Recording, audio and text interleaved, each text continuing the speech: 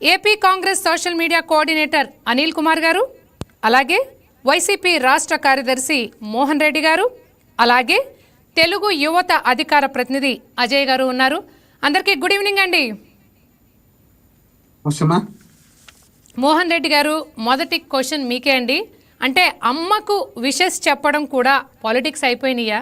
అంటే విషెస్ చెప్పకపోవడానికి కారణం కుటుంబ విభేదాలు అంటారా, పర్సనల్ అంటారా, లేకపోతే అంతా పొలిటికలే అంటారా? ఏమంటారు మీరు? అనుష గారు, మీకు, అజయ్ గారికి, అనిల్ గారికి, చూస్తున్న వీక్షకులకు అందరికీ పేరు పేరున హృదయపూర్వకంగా నమస్కారాలమ్మా. ఇప్పుడు తల్లికి కొడుకు, తల్లికి తండ్రికి, తల్లికి బిడ్డకు ఈ సంబంధాల గురించి మనం డిస్కషన్ చేసేటంత స్థాయిలో ఉండడం అంత మంచి పద్ధతి కాదేమని నా అభిప్రాయము. కానీ జగన్మోహన్ రెడ్డి గారు తల్లికి ఫోన్లో చెప్పినారా, డైరెక్ట్ మాట్లాడినారా, ఎట్లా మాట్లాడినారా అనేది అదంతా మీడియాకు పెట్టి లేక ఒక పేపర్కో టీవీకో యాడ్ ఇచ్చి చేయరు కదా. తల్లి ఉన్నప్పుడు పొద్దున్నే చెప్పొచ్చు, ఫోన్ లో మాట్లాడిన. ఇమేజ్ బిల్డ్ చేసుకునేటప్పుడేమో కుటుంబం కావాలి, ఇప్పుడంటే ఇప్పుడు అక్కర్లేదా? ఇప్పుడు అక్కర్లేదని ఎవరు చెప్పారు?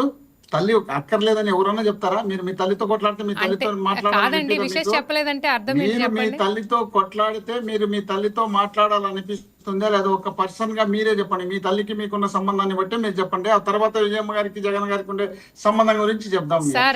మన ఇష్టం వచ్చినట్టు మనం ఆరోపణలు చేస్తాం. ఎంత కొట్టుకున్నా, ఎంత తిట్టుకున్నా తల్లి తర్వాతే ప్రపంచంలో ఎవరైనా అండి.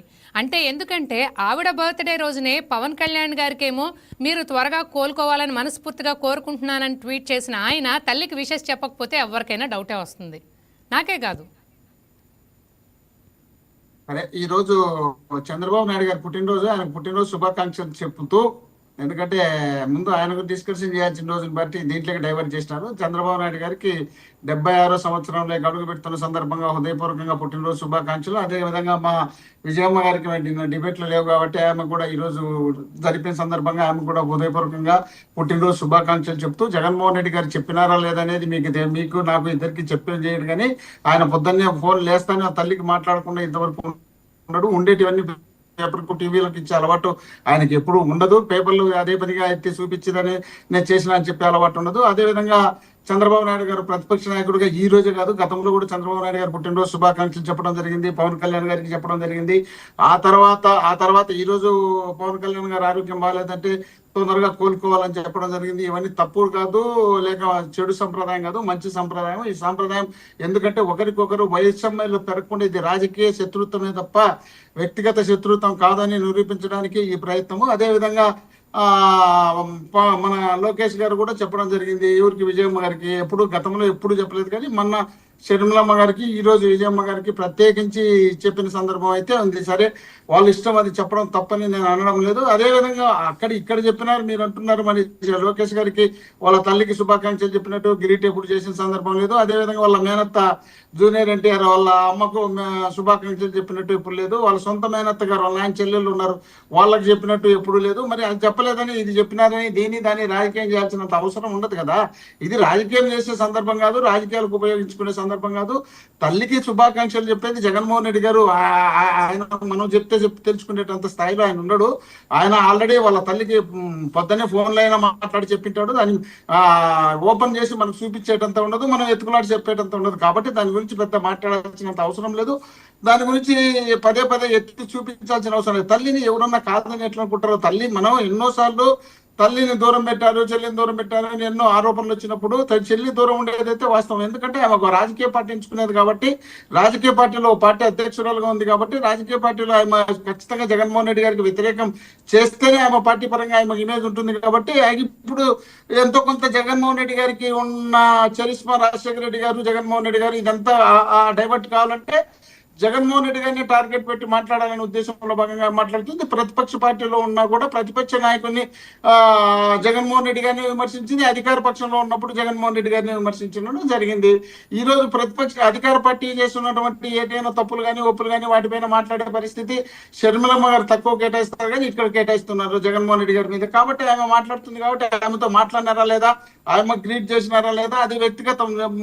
వాళ్ళు పర్సనల్ గా ఏదైనా బాధ అనిపించినప్పుడు మాట్లాడకపోయి ఉండొచ్చు, మాట్లాడి ఉండొచ్చు. కాబట్టి విజయమ్మ గారి విషయంలో ఎటువంటి పరిస్థితుల్లో మీరు మేము అనుకున్నట్టు ఊహించుకోవాల్సిన అవసరం లేదు. ఖచ్చితంగా జగన్మోహన్ రెడ్డి గారు చెప్పింటారు. ఆయన చేసినట్టు ఎక్కువ పబ్లిసిటీ చేసే అలవాటు ఆయనకు జగన్మోహన్ రెడ్డి గారికి ఫస్ట్ నుండి లేదు. ఈ రోజే కాదు, గతంలో కూడా అనేక సందర్భాల్లో ఆయన చేసినటువంటి పథకాలే సరిగ్గా చెప్పుకోలే కదమ్మా ఈ రోజు మేము ఆ స్థాయికి వచ్చింది. అవన్నీ మేము సక్రమంగా చెప్పుకొని ఉంటే, మేము ప్రచారం చేసుకొని ఉంటే, మేము ఎక్కువ మీడియాల దగ్గర పెట్టి చెప్పేట్టుకుంటే మేము మా పరిస్థితి వేరుగా ఉండేది కదా. కాబట్టి జగన్మోహన్ రెడ్డి గారికి తల్లికి ఉన్నటువంటి అవినాభావ సంబంధం రాష్ట్రంలో ఏ కొడుకు ఏ తల్లికి లేనంత విధంగా వాళ్ళు మాత్రమే చూపించగలిగినారు. గతంలో ఎన్నికల ప్రచారం కానీ, లేక వాళ్ళు ఏదైనా పండుగ సందర్భం కానీ, లేక వాళ్ళ నాన్నగారి జయంతి వర్ధంతి సందర్భం వచ్చినప్పుడు కానీ వాళ్ళు చూస్తున్నటువంటి ఆదరణ అభిమానం మనం ఎన్నోసార్లు వాళ్ళని ఎన్నో రకాలుగా విమర్శలు చేసినా ఆ మరుసటి రోజు ఏదైనా ఒక ఫంక్షన్ జరిగితే ఆ ఫంక్షన్ లో ఇద్దరు తండ్రి కొడుకు అన్యోన్యత కానీ ఉంటుందనేది మోహన్ రెడ్డి గారు చూపిస్తున్నారు. మీరు ఎంతో అనుబంధం ఉందని చెప్తున్నారు, ఉండి ఉండొచ్చు కాదని ఎవరు అన్నట్ల. కానీ విజయమ్మ గారు మీడియాకి లెటర్ రాయాల్సిన, అంటే ఆయన ఆస్తి సరిగ్గా షర్మిల విషయం, ఆస్తి ఇచ్చే విషయంలో షర్మిలకు అన్యాయం జరిగిందని చెప్పాల్సిన అవసరం ఎందుకు వచ్చింది? ఇప్పుడు షర్మిల గారికి కానీ లేకపోతే జగన్ గారికి కానీ విభేదాలు ఎందుకు వచ్చినాయి అసలు?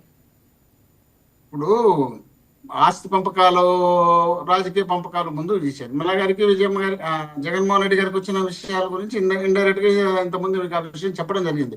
ఏం చెప్పడం జరిగింది? మరి రాజకీయ ఇంట్రెస్ట్ ఉంది. రాజకీయాల్లో ఇంట్రెస్ట్ ఉన్నప్పుడు జగన్మోహన్ రెడ్డి గారు ఇంట్లో అందరం మనమే రాజకీయాలు ఉంటే ఎట్లా, వద్దులే బాగుండదు, ఒకవేళ తప్పులు కానీ ఇంకోటి కానీ, ఇప్పుడు ఆమె కుటుంబము, ఆమె కుటుంబం అంటే వాళ్ళ భర్త, ఆ తర్వాత ఇంకా వాళ్ళకి కావాల్సిన వాళ్ళు ఏదైనా ఎవరైనా తప్పులు చేసి ఇదంతా మన కుటుంబం మీద పడుతుంది, అందరం ఎందుకు, నేను ఒకటి ఉంటే చాలు కదా, ఇంకా మళ్ళీ మీరెందుకు లేని విధంగా అదే ఇంతకుముందు మీరు అన్నట్టు రాజ్యసభ ఎంపీ ఇది అది అన్నప్పుడు లేదన్నారనే ఉద్దేశంలో భాగంగా ఆమె కోపంగా జగన్మోహన్ రెడ్డి గారి మీద పోయి అక్కడ తెలంగాణలో పార్టీ పెట్టుకున్నది. తెలంగాణ పార్టీలో అక్కడ ఉనికిని కాపాడుకోలేకపోయినప్పుడు మళ్ళీ అక్కడ నుండి వచ్చి ఇక్కడ ఆంధ్రప్రదేశ్ లో ఇక్కడ ఉన్నటువంటి రాజకీయ సంబంధాలను కలుపుకొని వీళ్ళ ద్వారా సీఎం రమేష్ డైరెక్ట్ ఆయన స్పెషల్ ఫ్లైట్ ఇప్పించి ఆయన గన్నవరం ఎయిర్పోర్ట్ నుండి ఎక్కించి ఢిల్లీకి పంపించి ఢిల్లీలో కాంగ్రెస్ పార్టీలో చేర్పించి ఆ తర్వాత ఇక్కడికి వచ్చిన తర్వాత ప్రత్యేకించి జగన్మోహన్ రెడ్డి గారిని టార్గెట్ పెట్టి మాట్లాడిన సందర్భాలు మనందరం చాలా చూసినాం కదా. చూసినాం కాబట్టి వ్యక్తిగతంగా రాజకీయ శత్రుత్వం కింద రాజకీయంగా శత్రుత్వం అవుతుంది కదా. వ్యక్తిగతం పక్కన పెడితే రాజకీయంగా శత్రుత్వం అవుతుంది కదా.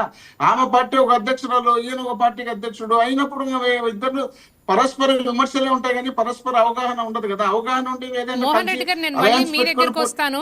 మోహన్ రెడ్డి గారు, ఇప్పుడు అనిల్ కుమార్ గారిని అడుగుదాం. అనిల్ కుమార్ గారు, మీరు మోహన్ రెడ్డి గారి మాటలు వింటున్నారు,